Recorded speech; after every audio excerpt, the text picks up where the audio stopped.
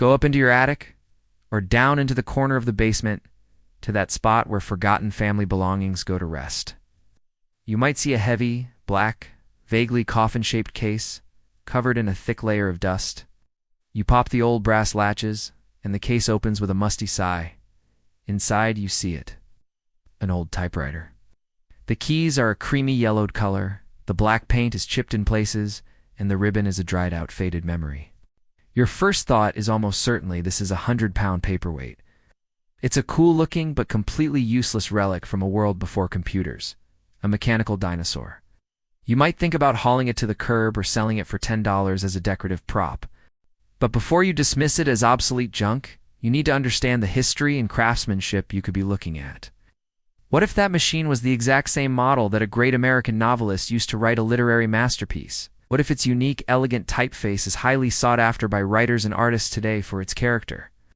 What if that obsolete machine is actually a masterpiece of industrial design and mechanical engineering? It's a valuable and functional collectible worth hundreds or even thousands of dollars. Today, we are typing our way back in time to explore the intricate, satisfying, and surprisingly valuable world of vintage typewriters. In our modern world of silent keyboards, backspace keys, and the endless distractions of the internet, the typewriter represents something different. It's a tool of focus. It's a machine with a single noble purpose: to put words on paper. For a growing movement of writers, artists, and collectors known as the typewriter revolution, these vintage machines are not obsolete. They are celebrated for their durability, their tactile feedback, and the deliberate, thoughtful writing experience they provide. From the late 1800s through the 1970s, the typewriter was the engine of the modern world.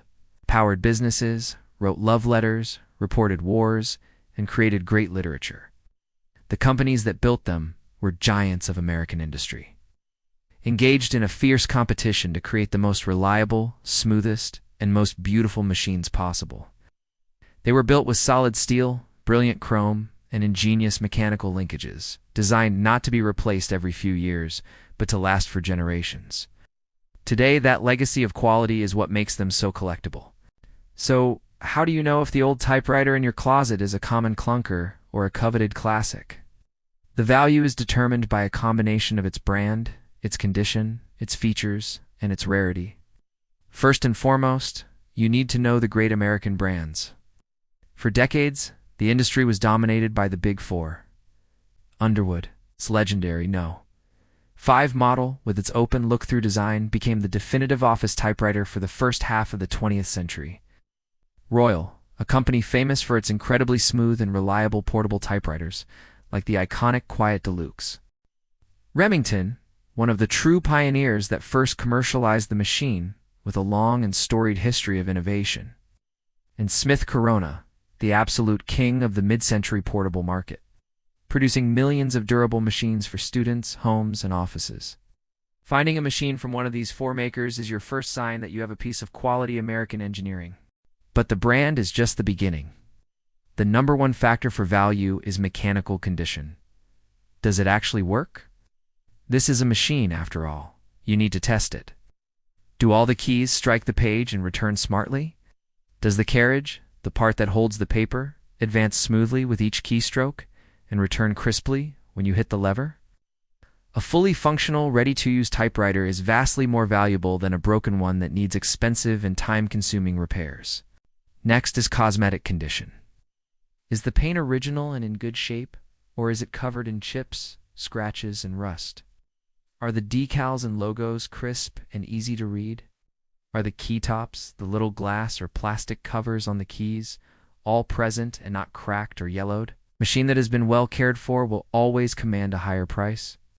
And one of the most exciting factors for collectors is the typeface or font.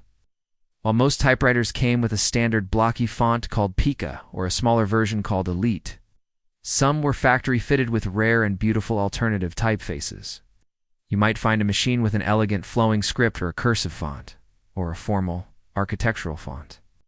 A rare and desirable typeface can take a common $50 typewriter and turn it into a $500 treasure, because writers and artists will pay a premium for a unique look for their work.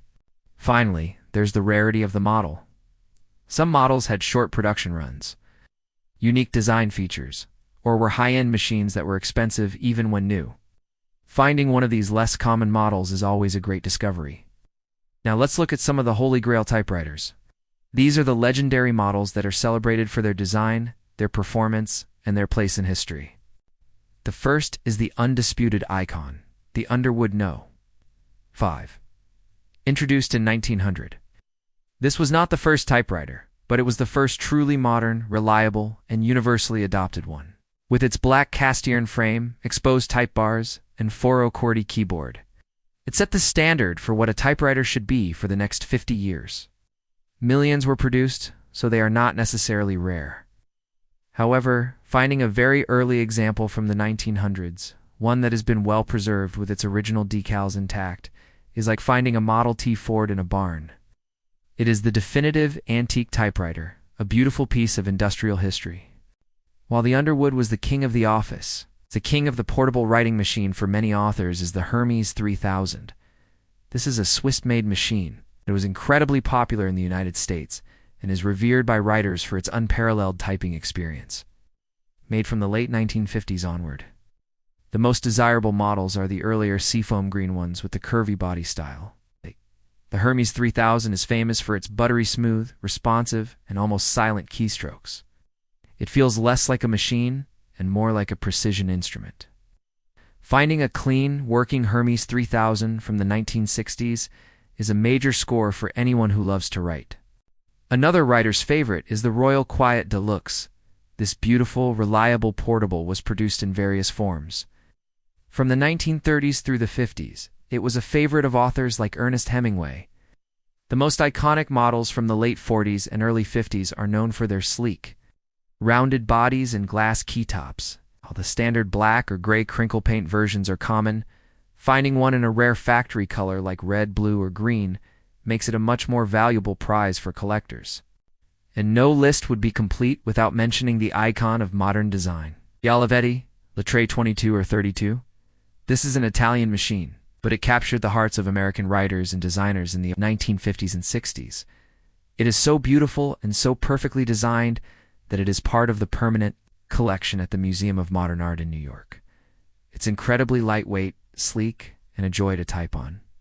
It was a favorite of author Cormac McCarthy, who used his for over 50 years. A working Lettre 22 is a masterpiece of mid-century modern design. So where do you find these mechanical marvels, and what should you check for before you consider buying or selling one? The best place to find a true undiscovered treasure is where they were forgotten: attics, basements, and closets of old family homes. These are the machines that have been sitting, protected in their cases, for decades. Beyond that, flea markets, antique stores, and estate sales are prime hunting grounds. The key is to go in armed with knowledge, so you can spot the difference between a gem and a dud. Here is your quick field test. When you find a typewriter, the first thing to do is check every single key. Press each key one by one. Does the type bar swing up and hit the platen? Does it return back down on its own? A key that sticks is usually an easy fix with some cleaning, but a key that is bent or broken is a much bigger problem. Next, test the carriage. Push the carriage return lever. The carriage should slide smoothly to the right and advance to the next line with a satisfying zing. Also, check the escapement by pressing a key, then the spacebar repeatedly. The carriage should move one space and only one space with each press. Then, inspect the platen. The main rubber roller is critical for getting a good impression on the paper. After 50 years or more, the rubber can become rock hard and cracked. A hard platen will make a loud noise and can even punch holes through the paper. While it can be replaced, it's an expensive repair, so a machine with a still pliable platen is much more desirable.